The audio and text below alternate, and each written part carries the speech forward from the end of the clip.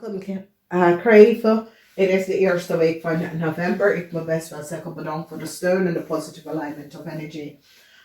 Ik moet wel zeggen dat dit is een week van beoordeling. Het is een week van de waarheid is nou boven water gekomen. En ik zie emotional eind voor jong KREEFT mensen. Dat is geboren in een ander land. Okay? A tower moment is here for a KREEFT man and zijn vrouw. Some sort of a family issue. And die recognize what a KREEFT man en zijn moeder of vrouw heeft gedaan. A huge family issue komt op. Dit is een situatie ook dat mensen gaan nou achteruit uitvinden dat een KREEFT man heeft een standboek vrouw samen met zijn coworkers. Tower moment voor deze KREEFT man en zijn coworkers, omdat mensen recognize dat deze KREEFT man hebben samen met zijn coworker een oneerlijk spelletje in het verleden tegen een standboek vrouw gedaan. Communicatie is duidelijk en mensen pakken een oude werkgever, een KREEFT, een oude werkgever wordt gepakt voor de oneerlijk spelletje dat hij heeft gedaan tegen een standboek vrouw en haar kind. Scorpion, een Scorpion vrouw gaat even vertellen dat een KREEFT man was de man dat is naar haar gekomen en vertellen dat de kind kunnen bij hem komen werken. En mensen nou recognize hoe deze KREEFT person have. En een heleboel informatie komt uit over buitenlanden KREEFT mensen en zijn moeder. Dus een heleboel informatie komt uit omdat mensen nou recognize waarom een jong buitenlander KREEFT haat een standboek vrouw. Waarom? Omdat ze is niet echt van, ze is niet echt. Zijn moeder heeft niet de waarheid verteld. Dus deze standboek vrouw, als je kijkt, ze staan stevig in haar schoenen en ze staan stevig op als een Scorpion vrouw en haar kind. En ze laten zien, hey, nee, dat is niet moeder. Het is mijn kind. En data en informatie komt uit waar mensen gaan recognize dat het is de Scorpion is de kind van de standboek. Dan we zien de situatie waar mensen recognize dat jullie KREEFT samen met vismensen hebben gewoon gewerkt en gedaan zoals het was jouw project of jouw zaak. Mensen recognize, het is niet waar. Mensen is nou van op de hoogte achtergekomen dat jullie KREEFT afgelicht en bedrieger, omdat de zaak is niet van jou. Soms soort of a project dat jullie buitenlanden KREEFT zegt dat was jou. Mensen recognize, het is niet jouw project. Mensen recognize, het is de project van een standboek vrouw. Dus een standboek vrouw wordt succesvol over jullie buitenlanders KREEFT meisje vanwege dat je zet op deze standboek vrouw en laat haar even like dat zij was diegene dat heb je data genomen. En nou mensen recognize dat het is de informatie, het is de huis, het is de zaak van deze standboek vrouw. Dus het is een situatie en je moet even hulp gaan zoeken en je moeder moet even helpen. Maar je moeder is precies hetzelfde. Maar en dit is alleen voor buitenlanders. Er is een buitenlander KREEFT dat hebben chaos gebracht aan een standboek vrouw. Omdat die had geen goede papier in Nederlands te komen. En die hebben de papier van de standboek aan haar moeder verbruikt om in Nederlands te komen. En jullie oude KREEFT was van op de hoogte wie deze standboek vrouw is. En jullie oude KREEFT heeft Deze Steenbokvrouw, data en informatiegever. En zodra jij en je man kunnen de vrouwzaak kunnen verbruiken. Het is verschrikkelijk wat is gebeurd. En ik zie verdriet voor jullie oude vrouw. Verdriet, maar er is een situatie waar je bent over de 60 en je hebt zo een onvoorwaardelijke dingen gedaan. Het is verschrikkelijk. Ik bedoel, hoe zal jij nou dat voelen? Dat iemand anders je kind data en informatie kan verbruiken.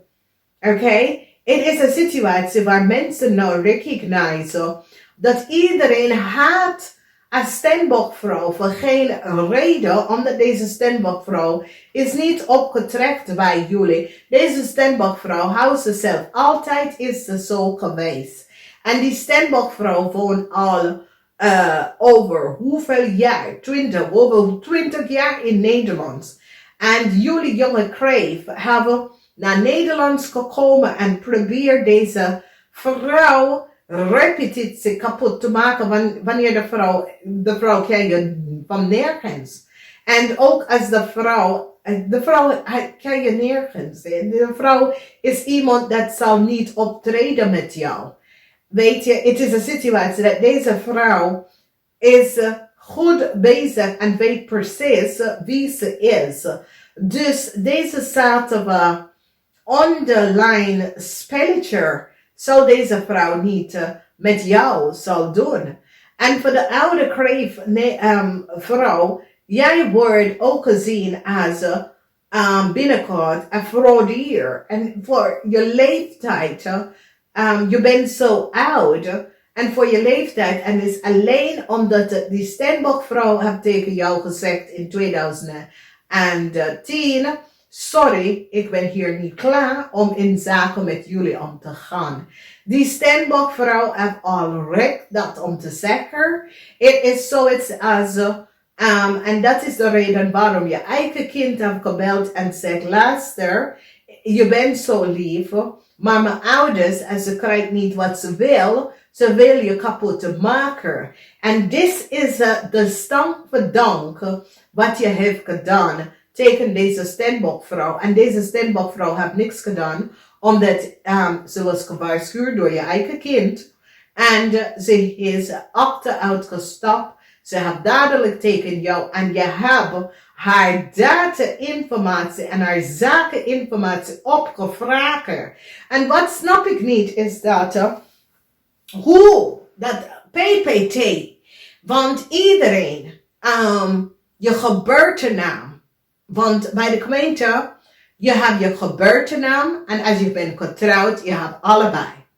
Dus is hetzelfde adres. Dus waarom zal PPT niet zien dat iemand heeft iets gedaan met iemand anders post en zijn adres veranderd? Dat is mijn vraag. Hoe heeft PPT dat niet kunnen zien? Dus als die mensen gaat helemaal terug gaan kijken, die gaat even zien dat deze persoon was niet geregistreerd in Nederland. Deze jonge kreef was niet geregistreerd in Nederland, maar in België. Want ze is in België. Ze komt vanuit de Verenigde Staten en ging eerst naar België gaan wonen. Oké? Dus dat deze jonge dame kunnen iemand adressen. De PPT moeten even gaan kijken. Joh, deze persoon woont altijd daar. Nou, als er is geen adresverwijzering bij de gemeente, je kan iemand adres niet verwijzen. Dus dit is een fraud. Dit is echt een fraud. Omdat dames en heren, dit is een situatie waar deze Steenbokvrouw die mensen gebruiken haar meisjesnaam. En bij de gemeente, deze vrouw woont bij hetzelfde huis voor 17 jaar. En de oude kreefvrouw, heeft die vrouw data en informatie veranderd. En dit is een situatie. Alleen als je gegevens is door de gemeente veranderd, how in Gods naam iemand anders kan iemand anders adres veranderen en PPT gaat niet de mensen bellen of een brief gaan even instellen. Oké, want nou alles is via e-mail, dus je weet de persoon e-mail. En niet bij de gemeente gaan checken en recognize. En dat is hoe deze kreef kunnen die vrouw gegevens kunnen verbruiken. Omdat dat de Nederlandse, en zij is niet in Nederlandse, want ze is, ik weet het niet, en ik denk niet dat ze is geboren in Nederlands, ja, dus whatever. Hebben deze jong kreef Nederlands kunnen schrijven en bellen en de vrouw gegevens, Jezus. Weet je, ik vraag mezelf af, hoe leef je met jezelf nadat je hebt iets gedaan en je hebt kinderen? Oké, dames en heren, voor je wat doen, als je kinderen heeft of geen kinderen heeft, vraag jezelf eerst af, hoe zal ik voelen als iemand mijn kind gegevens of mijn kinderen gegevens zo kunnen verbruiken doordat ik zelf in de problemen gekomen. Oké? Het is een situatie waar mevrouw, je hebt hulp nodig. Je hebt hulp nodig. Je kan en je hebt deze kleine criminal. Je weet niks over deze mensen, maar omdat deze mensen wil bij jou en even, omdat ze hebben hulp nodig. Ze spreken in Nederlands, oké? Maar je weet de kern van de waarheid niet over deze mensen. Je gaat mensen niet echt aanpakken wanneer je weet niks over deze mensen. En dat is hoe nu mensen gaan echt recognize dat, ja, jullie oude vrouw, oude Nederlandse vrouw, zo beter weten, oké? Als de stembokvrouw zegt, nee, ik wil geen contact en ik wil geen zaken met je opzetten.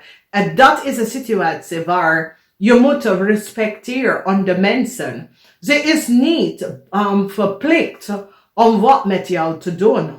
Omdat ze recognize meer en meer dat u en je man hebben wel hulp nodig.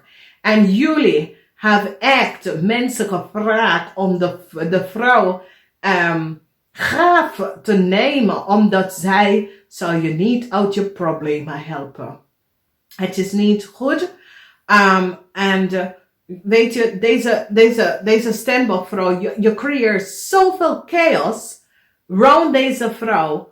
Het is niet goed wat jullie hebben gedaan. Het is een echt oneerlijk spelletje. En ik zie dat deze buitenlanders kreefpersoon, omdat mensen nou recognize dat ze was nooit geregistreerd in Nederlands. En als zo is, die krijgt nou informatie over deze persoon vanuit het buitenland. En recognize dat deze persoon is een fraud en hebben die stembok informatie geaccess en verbruik. Wauw. Zo, verschrikkelijk. Ik ga. Namaste.